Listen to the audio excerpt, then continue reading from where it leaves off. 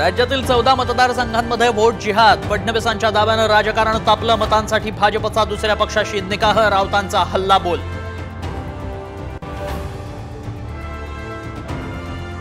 गोविंदाच्या पायात गोळी लागली. स्वतःच्या रिव्हॉल्व्हरमधूनच झालं मिसफायर. हॉस्पिटलमधून ऑडिओ नोट शेअर. मुख्यमंत्र्यांकडून प्रकृतीची विचारपूस. निवडणुका होईपर्यंत देशाची राजधानी मुंबईत आणतील मोदी. शहांच्या महाराष्ट्र दौऱ्यांवरून संजय राऊतांचा हल्लाबोल.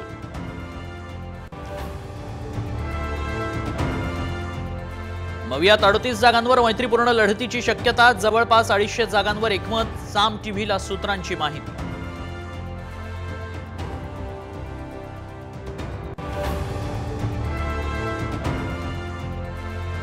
पुण्यातील राड्यामागे संभाजीराजे. ओबीसी आंदोलक लक्ष्मण हाकेंचा गंभीर आरोप. ओबीसी आंदोलनाला बदनाम करण्याचा डाव असल्याचाही दावा.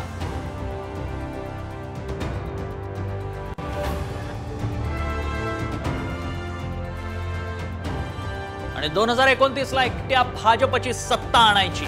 अमित शहांचं मुंबईतील कार्यकर्ता मेळाव्यात विधान. तर महायुतीचं सरकार येणारच. शहांकडून विश्वास व्यक्त.